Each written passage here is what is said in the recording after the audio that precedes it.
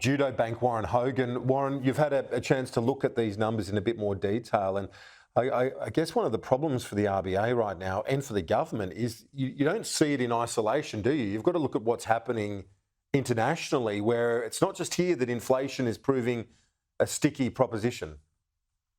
Yeah, that's right, Kieran. And really what we're seeing come through in these numbers and over the last sort of year or so is that original inflation shock that happened in the pandemic when we couldn't go out to dinner, we couldn't go on holidays, but we had income support and we went and bought goods.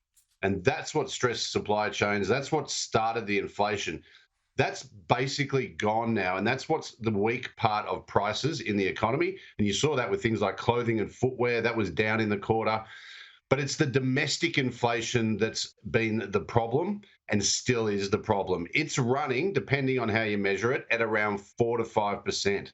The ABS has a measure of inflation called non-tradables inflation, not very appealing name. It rose 1.5% in the quarter and is still at 5% annual rates. So this is what the problem is for the RBA, for the Fed in America, and even in Europe, is that domestic, which is largely services inflation, is high and sticky. It's not coming down. And of course, that's what monetary policy is there to address. That's what interest rates are there to address.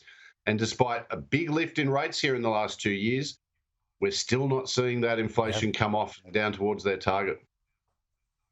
Yeah, so I wonder, Warren, you suggested earlier that the RBA is still probably inclined to wait and see, but is there, I know there might be a political argument to wait and see. Is there an economic argument to bite the bullet and say hike rates now? Because if it's not having the impact, if you need to break the behaviour in terms of this inflation being entrenched in our economy, is there an economic argument to say they should act sooner?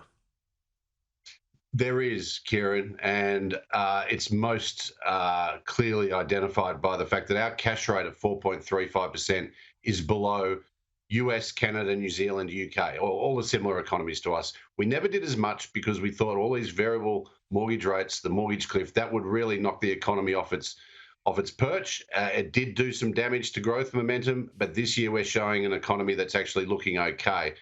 So the economic argument that you put forward there is valid. And if it wasn't so politically contentious, if it wasn't so difficult in terms of the view of the RBA and the broader community, that would be the move that they should do. The more they do, the quicker they do it, the less they have to do.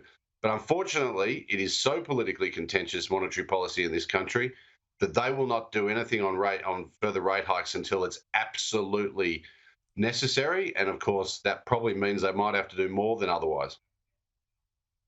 And the irony, the political irony of that is because of it being contentious, they delay it, could end up blowing up even in a more difficult way for the government than, say, if they were to act sooner, to have that medicine now as opposed to closer to the election in next year. Warren Hogan from Judo Bank, great to get your insights as always. Thanks.